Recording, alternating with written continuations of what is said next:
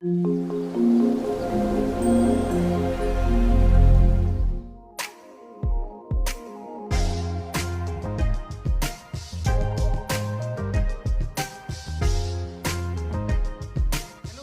हैं आप सभी लोग। उम्मीद करता हूँ सारे लोग अच्छे होंगे। लगातार कई वीडियो से हम इंडेक्सेस की बात कर रहे हैं और आज हम बात करने वाले हैं in detail basically B tree की। बी ट्री मेरा क्या होता है, कैसे यूज़ होता है, कहाँ क्रिएट करना चाहिए, क्रिएट करने के बाद वो मेरा यूज़ हो भी रहा है कि नहीं हो रहा है, किस तरीके से बी ट्री डेटाबेस के अंदर इंफॉर्मेशन को गैदर करता है, किस ट्री स्ट्रक्चर के अंदर मेरे डेटा को नोड वाइज और ब्लॉक वाइज वो मेंटेन करता है। सारी की सारी चीज़ें जानेंगे दोस्तों इस वीडियो के अंदर। जैसा कि आप जानते हैं प्रीवियस वीडियो के अंदर हमने डिस्कस किया था कितने टाइप्स के मेरे इंडेक्सेस होते हैं, किस तरीके से उनको डेटाबेस में क्रिएट करते हैं और किस तरीके से उनकी मेटा डेटा इन्फॉर्मेशंस को ऑरेकल की कुछ टेबल्स को क्वेरी करके हम जान सकते हैं। सबसे पहले बात करेंगे हम कि बी ट्री बेसिकली है क्या और बी ट्री का सिंटैक्स क्या है। तो इसको समझने के लिए दोस्तों चलते हैं अपने लैब के अंदर। सबसे पहले समझेंगे कि मेरा बी ट्री की डेफिनेशन क्या है। देखिए दोस्तों, अगर मैं बुक की डेफिनेशन की बात करूँ तो वो आप इजीली कहीं से भी पढ़ सकते हो, गूगल से पढ़ सकते हो या किसी बुक को भी रेफ़र कर सकते हो। बट मेरी हमेशा से इंटेंशन रहती है कि मैं आपको चीज़ों को समझा दूँ। उसकी डेफिनेशन तो आप खुद पे खुद बना ही लोगे अगर आपको आ जाएगा। तो यहाँ पे जो बी ट्री है, बेसिकली बी ट्री क्या करता है, मेरी जो टेबल होती है जिसके अंदर इन्फॉर्मेशन या डेटा स्टोर्ड होता है, उस डेटा को क्रिएट करता है, ऑर्डर्ड इन्फॉर्मेशन में डिवाइड करता है प्रॉपर रेंज के साथ और स्टोर करता है अलॉन्ग विद रो आईडी और एक इंडेक्स सेगमेंट के अंदर ये रख देता है।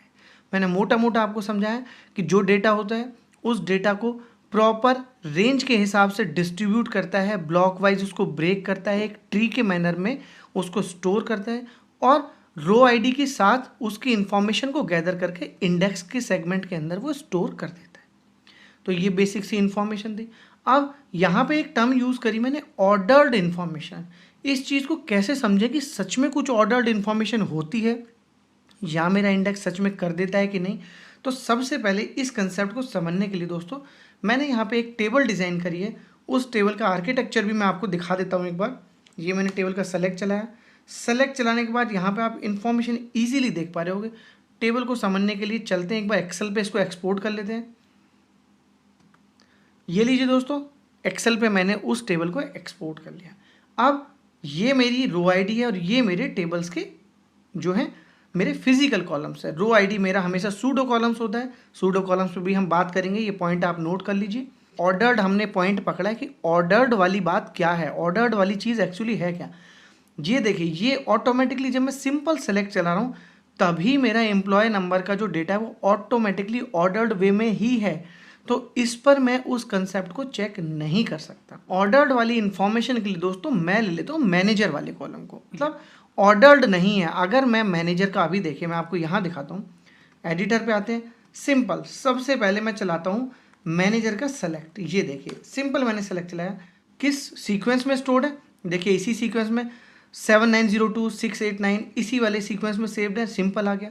ऑर्डर्ड नहीं है। अगर मुझे इसे ऑर्डर करना है तो या तो मैं ऑर्डर बाय यूज़ करूँगा तो ये मुझे इस तरीके से दिखाई देगा। देखिए दोस्तों नीचे जो दिख रहा है, ऑर्डर्ड वाले इस कंसेप्ट को समझने के लिए मैनेजर के ऊपर अपना एक बी ट्री का इंडेक्स क्रिएट करते हैं दोस्तों। सिंटैक्स की बात भी कर लेते हैं लगे हाथ।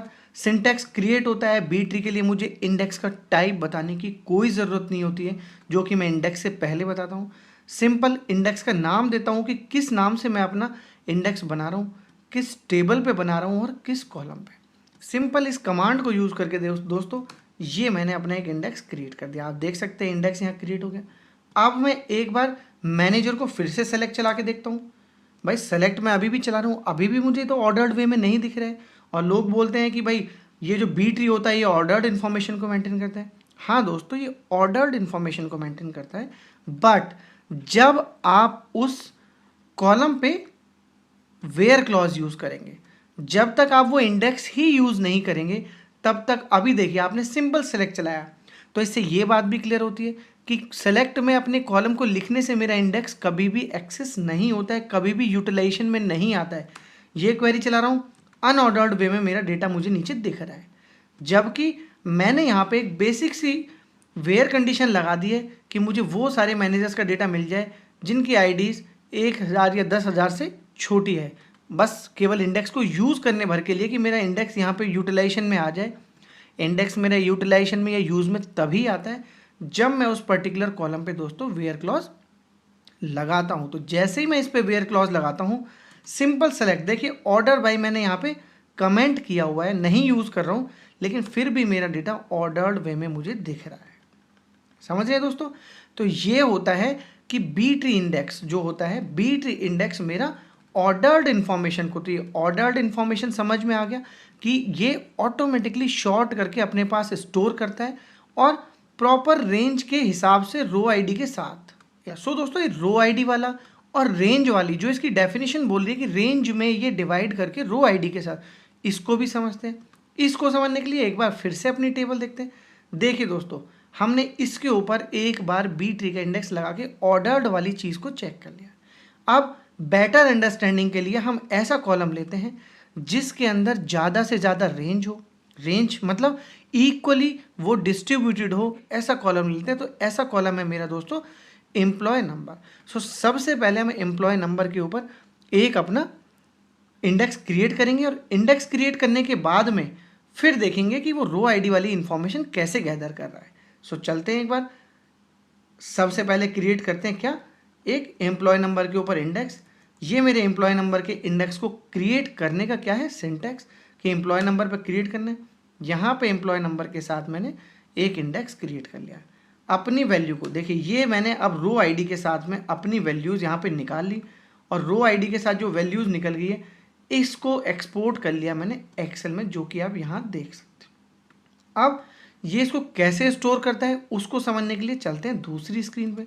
ये देखिए दोस्तों, ये स्टोर करता है कुछ इस तरीके से इंफॉर्मेशन को कि सबसे पहले इसने काउंट किया कि कितने नंबर ऑफ टोटल रिकॉर्ड्स हैं। तो इसने कहा 15 नंबर ऑफ रिकॉर्ड्स है। इंडेक्स बेसिकली बी ट्री मेरा कैसे काम कर रहा है, कैसे इंफॉर्मेशन को स्टोर कर रहा है एक इंडेक्स के अंदर, वो यहाँ पे समझ रहे हैं। तो टोटल नंबर ऑफ काउंट आए 15। तो उसने सबसे टॉप नोड बनाया कि 1 से 15 का डेटा का जो रेंज है, रेंज भी उसने डाल दिया क्या कि ये 7369 से लेकर के और जो यहाँ तक है, कहाँ तक, 7999 तक की रेंज इस नोड में है। मतलब ये रूट नोड मेरा हो गया, यहीं से मेरा सर्चिंग स्टार्ट होगी। इसके बाद इसने इक्वली इसको डिवाइड किया, जो मैं कहता हूँ इक्वली रेंज को डिस्ट्रीब्यूट करता है वो यही है कि 1 से 7 की रेंज इधर दे दी, 8 से 5 की रेंज इधर दे दी। इस वाली नोड का जो एड्रेस है वो इसके लेफ्ट वाले नोड पर यहाँ पर सेव किया, इस वाली नोड का जो एड्रेस है वो सेव किया दोस्तों यहाँ पर। अब इक्वली ये डिवाइड हो गया, फिर 1 से 7 को फर्दर उसने डिस्ट्रीब्यूट कर दिया, सारी रेंज दे दी। इस तरीके से इसने पूरे डेटा को एक ट्री के फॉर्मेट में अपने पास स्टोर कर लिया। अब सबसे लास्ट नोड पे जो लीफ नोड है वहाँ जाते हैं। वहाँ पर इसने क्या किया, 1 से 3 की रेंज है, 1 से 3 में 1 से 3 में आए दोस्तों ये पहले 3, इनकी रो आईडीज़ को देखिए दोस्तों, यहाँ पर इसने स्टोर कर लिया अपने पास, इनकी रो आईडी को मेंटेन कर लिया और साथ में मेंटेन कर लिया उनका डेटा भी कि इस वाली रो आईडी पे ये डेटा है, इस वाली रो आईडी पे ये डेटा है। पूरी रेंज के हिसाब से उसने डेटा को इस तरीके से स्टोर कर लिया। तो इस तरीके से मेरा जो बी ट्री होता है वो स्टोर करता है दोस्तों डेटा को। जब कभी भी हम कोई भी क्वेरी चलाएंगे, देखिए क्वेरी हम एक चला के देखते हैं, समझते हैं कि मेरा बी ट्री किस तरीके से काम कर रहा है। फॉर एग्जाम्पल देखिए, मैंने 7499 वाली एक क्वेरी चलाई, चलाने के बाद में मेरे को ये डेटा 7499 वाला आ गया। अब 7499 को समझते हैं। सबसे पहले 7499 को चेक करने के लिए इंडेक्स यहाँ आया, इसके बाद मालूम पड़ा कि ये लेफ्ट नोड की तरफ इसको मिलेगा, इसकी रेंज जो है तो लेफ्ट वाले से एड्रेस लिया और सीधे यहाँ आ गया। यहाँ चेक किया कि इसका रेंज या इसका जो नंबर है 7499 वो कहाँ मिलेगा, इसके लेफ्ट नोड पे इसका एड्रेस था तो यहाँ पर आ गया। और यहाँ जाने के बाद जो रेंज है वो 1 से लेके 3 तक की पूरी नोड में इसने 7499 को पहले यहाँ चेक किया, फिर यहाँ चेक किया और मिलने के बाद ये रुका नहीं दोस्तों। क्यों नहीं रुका, क्योंकि ये यूनिक इंडेक्स नहीं था, ये मेरा बी ट्री या सिंपल इंडेक्स था। तो जहाँ तक की भी रेंज थी 1 से 3 की थी, मतलब 7369 से लेकर और 7521 तक वो एंड टू एंड 7499 को एंड टू एंड 3 रिकॉर्ड्स पे उसने चेक किया, मतलब उसने पर्टिकुलर एक रेंज को चेक किया। तो यहाँ पे जो चेकिंग हुई मेरी 7499 की, वो हुई रेंज स्कैन वाली चेकिंग। मतलब उसने एक बार मिलने के बाद रुका नहीं, उसने पूरी की पूरी जो रेंज थी 1 से 3 की, यहाँ से लेके यहाँ तक की हर रिकॉर्ड पे जाकर उसने उस कंडीशन को चेक किया और फिर ला के दे दिया दोस्तों मुझे ये डेटा। तो इस तरीके से तो मेरा डेटा स्टोर होता है। अब बात करते हैं कि डेटा स्टोर हमने देख लिया, ऑर्डर्ड वे भी हमने देख लिया। अब देखते हैं कि क्या सच में मेरा इंडेक्स यूज़ हो भी रहा है कि नहीं हो रहा है। तो देखिए दोस्तों, हमने ऊपर एम्प्लॉय नंबर पे अपना इंडेक्स क्रिएट किया हुआ है। जब इस क्वेरी को यूज़ कर रहे हैं और ये डेटा आ रहा है, तो ये कैसे पता लगे कि इसने सच में मेरे डेटा को जो है जल्दी ला के दिया है या इसने मेरे इंडेक्स को यूज़ किया है। तो दोस्तों उसके लिए आज बात करते हैं एक्सप्लेन प्लान की। एक्सप्लेन प्लान को बेटर समझेंगे एक अलग लैब में कि ये क्या होता है, कैसे काम करता है। बट एक्सप्लेन प्लान को नॉर्मल बता देता हूँ कि ये वो चीज़ होती है जो एक टेबल पे चलने वाले सारे के सारे इवेंट किस तरीके से सर्च हुआ, कौन सा इंडेक्स एक्सेस किया, क्या सर्च का क्राइटेरिया लिया, किस तरीके से उसको यूज़ करना है, सारी की सारी इन्फॉर्मेशन मेरे जो एक्सप्लेन प्लान होता है एक टेबल के उसके अंदर गैदर होती है, स्टोर होती है। तो इसको चलाने के लिए सिंपल एक सिंटैक्स है जो मेरी लैब में आपको दिख जाएगा, मिल भी जाएगा। यही क्वेरी हम चला देते हैं सेलेक्ट, तो इसके लिए इसको चला देते हैं। जैसे ही चलाते हैं नीचे नीचे बोलता है ये एक्सप्लेन्ड, यहाँ डेटा नहीं दिखाया इसने बोला कि जो एक्सप्लेन प्लान आप देखना चाहते थे वो मैंने एक्सप्लेन कर दिया। अब उस करे हुए एक्सप्लेन प्लान को रीड आउट करने के लिए, देखने के लिए दोस्तों, ये उसने उसका एक्सप्लेन प्लान दिया है। तो सिंपल इसको यहाँ से कॉपी करते हैं। ये मैंने उसको दोस्तों यहाँ नोटपैड पे पेस्ट कर दिया। पेस्ट करने के बाद सबसे पहले हम देखते हैं एक्सप्लेन प्लान पढ़ते कहते हैं। एक्सप्लेन प्लान पढ़ते हैं बिल्कुल इनर नोड से, जो ये स्पेस दिख रहा है। देखिए ये एक, अगर आप देखोगे इससे अंदर ये टेबल वाला है, इससे अंदर ये इंडेक्स वाला। तो सबसे पहले उसने इंडेक्स रेंज स्कैन किया। किस इंडेक्स को यूज करके? इस एम्प्लॉय नंबर वाले इंडेक्स को यूज करके। और कॉस्ट देखिए 1 और बाइट देखिए इतने को यूज करके, मतलब उसने मेरे इंडेक्स को यहां पर यूज कर लिया। तो कौन सा इंडेक्स हमने क्रिएट किया था? अगर हम ऊपर जाके देखेंगे तो एम्प्लॉय नंबर के लिए मैंने यही वाला इंडेक्स दोस्तों, ये देखिए यही वाला इंडेक्स यहाँ पे यूज भी किया था जो यहाँ दिख रहा है। तो मतलब मैंने जैसे ही वेयर क्लॉज लगाया एम्प्लॉय नंबर के ऊपर, मेरा सीधे सीधे रेंज स्कैन हो गया, मतलब मेरा इंडेक्स जो है वो एक्सेस हो गया। तो उसने बहुत फास्ट वे में डेटा ला के दे दिया। बट अगर ये इंडेक्स नहीं होता, देखिए दोस्तों यहाँ पे ये चीज़ और आपको समझिए। अब मैं एक बार इस इंडेक्स को यहाँ पे ड्रॉप कर देता हूँ। फॉर एग्जाम्पल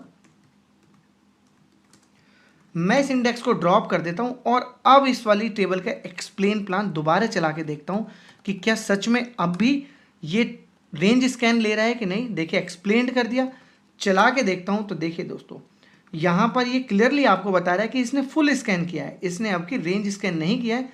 यहाँ पे एंटर मार के एक और, ये देखिए जब हमने इंडेक्स क्रिएट किया था तो उसने इंडेक्स का नाम यूज़ किया था और रेंज स्कैन मतलब जो जस्टिफाइड कॉलम थे इसके हिसाब से, इस रेंज के हिसाब से, एक ट्री के हिसाब से वो सीधे यहाँ पे आया और इस पर्टिकुलर नोड पे उसने चेक किया। बट जब मैंने इंडेक्स को ड्रॉप कर दिया तो उसने पूरी टेबल को क्या किया? फुल एक्सेस, मतलब उसने पूरी टेबल को फुल्ली स्कैन किया, एक एक रिकॉर्ड पे जाके चेक किया। जिससे क्या हुआ? जिससे देखिए दोस्तों यहाँ पे जब इसने इंडेक्स रेंज स्कैन किया था तब उसने कोई बाइट, मतलब इतनी कम बाइट यूज़ करी कि उसको यहाँ पे मेज़र भी नहीं किया गया। बट यहाँ पे देखिए 47 बाइट। कॉस्ट की बात करें तो कॉस्ट यहाँ पे 1 लगी थी, यहाँ पे कॉस्ट 3 लगी है। तो ये क्योंकि बहुत कम 8-10 रिकॉर्ड है तो आपको इतना दिख रहा है। बट जब आप लाखों में या करोड़ों में, इस रोज़ में या करोड़ों वाले डेटा पे काम करोगे तो आपको ये टाइम स्टैम्प भी प्रॉपर दिखाई देगा कि कितनी देर में इसने स्कैन किया, कितनी देर में इसने डेटा ला के दिया। सो दोस्तों यहाँ पे हमने ये भी समझ लिया कि मेरा सच में वो पर्टिकुलर इंडेक्स यूज़ हो भी रहा है कि नहीं हो रहा है। सो दोस्तों एक बार इसको क्रिएट भी कर लेते हैं अपने एम्प्लॉय नंबर वाले को। ये मैंने एम्प्लॉय नंबर वाला इंडेक्स क्रिएट कर लिया। अब चलते हैं अगले स्टेप पे। ये इन्फॉर्मेशन जो मुझे इंडेक्सेस बन रहे हैं, किस कॉलम पे बन रहे हैं, कहाँ, ये मेटा डेटा इन्फॉर्मेशन बेसिकली मेरी सेव कहाँ होती है। सो दोस्तों इसके लिए ऑरेकल की मेरी कुछ एक टेबल्स हैं, like user indexes, like user IND columns. इसमें ईजिली आप टेबल का नाम पास करके ये पता कर सकते हो कि कौन कौन से इंडेक्सेस बने हुए हैं। जैसा कि हमने देखे कि बी ट्री के हमने 2 इंडेक्स क्रिएट किए थे, एक ऑर्डर्ड वाली वैल्यू को समझने के लिए हमने मैनेजर पे क्रिएट किया था। बी ट्री का मतलब नॉर्मल होता है। दूसरा वाला क्रिएट किया था एम्प्लॉय नंबर पे, तो वो ये है। किस किस कॉलम पे क्रिएट किए हैं उसके लिए मेरी ये वाली टेबल होती है। एक मैनेजर पे क्रिएट किया था, एक एम्प्लॉय नंबर पे क्रिएट किया था। दोस्तों समझते हैं अपने फिफ्थ पॉइंट को कि कौन से कॉलम्स पे हमें लगाना चाहिए बी ट्री का इंडेक्स, कहाँ पे बनाना चाहिए कहाँ पे नहीं। तो यहाँ पे मैं आपको इजीली सिंपल टर्म्स में समझा देता हूँ कि दोस्तों उस कॉलम पे जिसमें ज़्यादा से ज़्यादा डिस्टिंक्ट मेरे रिकॉर्ड हों, मतलब ज़्यादा से ज़्यादा ये वाली जो रेंज जो है ये ज़्यादा से ज़्यादा रेंज बने, इक्वली डिस्ट्रीब्यूट हो सके। ठीक है दोस्तों, फॉर एग्जांपल हमारा पैन नंबर हो सकता है, एम्प्लॉय नंबर हो सकता है, फॉर एग्जांपल हमारा मोबाइल नंबर हो सकता है, फॉर एग्जांपल हमारा आधार नंबर हो सकता है, बंदे की ईमेल आईडी हो सकती है। तो ये वैल्यूज़ जो हमेशा यूनिक रहती हैं, जो डिस्टिंक्ट रहती हैं, ऐसे केसेस में दोस्तों मुझे अपना बी ट्री का इंडेक्स उस पर्टिकुलर कॉलम पे बनाना चाहिए। अब कई बार लोग ये भी पूछते हैं कि बी ट्री का इंडेक्स हम क्या पूरी टेबल के ऊपर ही बना दें, ज़्यादा से ज़्यादा कॉलम पे बना दें, हम कोई भी सेलेक्ट या क्वेरी चलाएंगे तो हमारा ऑटोमेटिकली फास्ट जाएगा। दोस्तों जिस कॉलम की नेसेसिटी नहीं है उस पे इंडेक्स बना करके सिस्टम के अंदर सबसे पहले तो आप डेटा की डुप्लीकेसी कर रहे हैं। क्यों? क्योंकि अगर हम यहाँ बात करें कि हमने एम्प्लॉय नंबर पे अपना इंडेक्स क्रिएट किया था, तो जैसा कि ये टेबल के अंदर तो स्टोर्ड था ही, लेकिन जब हमने इंडेक्स बनाया तो ये इन्फॉर्मेशन जो ये आपको येलो कलर में और ये दिख रही है, ये इन्फॉर्मेशन भी तो मेरे इंडेक्स ने अपने पास स्टोर कर ली। तो कहीं ना कहीं आप डेटाबेस का साइज भी बढ़ा रहे होते हो, कहीं ना कहीं आप डेटा की डुप्लीकेसी भी कर रहे होते हो। और ओवर इंडेक्सिंग भी एक चीज़ होती है जिसमें एक टेबल के ऊपर आप एक लिमिट से ज़्यादा इंडेक्सेस बना देते हैं और उस टेबल की जो वर्किंग होती है, जो उसकी डेटा को शो करने की जो स्पीड होती है वो पूरी डिग्रेड हो जाती है। तो ये हमें बिल्कुल नहीं करना चाहिए। जिस पे एक्चुअली नेसेसिटी है उस पे ही करना चाहिए। और क्या हो सकता है, तो एक प्रॉब्लम ये भी होती है ज़्यादा इंडेक्सेस बनाने से कि जब कभी भी आप कोई भी डीएमएल कमांड अपनी रन करोगे तो उसमें क्या होगा, डेटा को आप चेंज करोगे, डेटा को आप अपडेट करोगे, डेटा को डिलीट करोगे, इंसर्ट करोगे। ऐसे केसेस में जितने नंबर ऑफ डीएमएल कमांड्स आप अपनी टेबल पे रन करोगे उतने नंबर ऑफ टाइम्स आपका जो इंडेक्स होगा अपने डेटा को, जो वो इस तरीके से मैनेज करता है।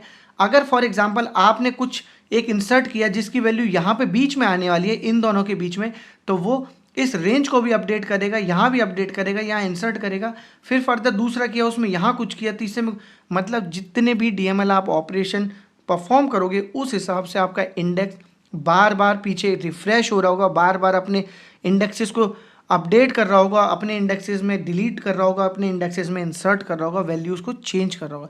तो डीएमएल ऑपरेशंस आपकी इंडेक्सेस से स्लो डाउन भी हो जाती है। सो दोस्तों यहाँ पर ये छोटा सा एग्जाम्पल था बी ट्री को इन डिटेल समझने का। नेक्स्ट वीडियो ज़रूर देखिएगा जहाँ पे हम फर्दर कंपोजिट इंडेक्स, अपने यूनिक इंडेक्स, अपने फंक्शन बेस, रिवर्स की, बिट में बहुत सारे इंडेक्सेस के लिए सेपरेट वीडियोस बनाने वाले हैं। दोस्तों मेरे यहाँ पे ये कहना है, अगर ये वीडियो आपको अच्छा लगा हो, आपको इसने हेल्प की हो या आपके छोटे मोटे नॉलेज बढ़ा दी हो, तो वीडियो को लाइक कीजिएगा, शेयर कीजिएगा मेरे उन भाइयों के लिए जिनको सच में इसकी नेसेसिटी है, जो सच में इंडेक्सेस को और बेहतर पढ़ना चाहते हैं और अच्छे से समझना चाहते हैं, एग्जाम्पल्स करना चाहते हैं, अपने कंसेप्ट को क्लियर करना चाहते हैं, उनको शेयर कीजिएगा। साथ में मेरी इस मुहिम का हिस्सा बनने के लिए, मुझे मोटिवेट करने के लिए मेरे चैनल को दोस्तों सब्सक्राइब जरूर करें, सो दैट आपके पास इस तरीके की डिटेल्ड हिंदी में इंफॉर्मेशंस आती रहे और आपके पास ये वीडियो की नोटिफिकेशंस टाइम टाइम पर आपको मिलते रहे। साथ में कमेंट करके देखिए, इंडेक्स भी हमने क्यों किया, क्योंकि किसी भाई ने इंडेक्स हमसे पूछा था। तो इसी तरह कमेंट करके डिटेल में अपनी रिक्वायरमेंट्स, अपने सजेशंस और अपने इस भाई की गलतियां जरूर बताते रहिएगा, सो दैट हम उन चीज़ों को इम्प्रूव कर सकें। सो दोस्तों जो भी कोड या जो भी लैब हम अपने इस सेशन के अंदर देखते हैं उसके लिए बिल्कुल परेशानी होना है। मेरा एक ब्लॉग है जिसका लिंक मैंने डिस्क्रिप्शन में भी दिया है, जो ब्लिंक भी कर रहा है, जो ओरेकल शूटर से आपको स्क्रीन पे भी दिख रहा है। दोस्तों इस पे जाके आप किसी भी वीडियो का कोई भी डिटेल्ड आप जो भी चाहें वो आपको नोट्स या यहाँ पे एग्जाम्पल्स इन डिटेल मिल सकते हैं। सो दोस्तों लास्ट में चलते चलते ये जरूर कहूँगा, पढ़ते पढ़ते लिखते लिखते अगर बोरियत हो रही हो, मन नहीं लग रहा हो, तो दोस्तों मेरा यूट्यूब का दूसरा चैनल है, व्लॉग चैनल, उस पर जा कर के आप थोड़े से डिफरेंट वीडियोस देख सकते हैं। सो फ्रेंड्स, फिर से मुलाकात होगी इंडेक्स की एक नई सीरीज़ में। तब तक के लिए दोस्तों, थैंक यू सो मच।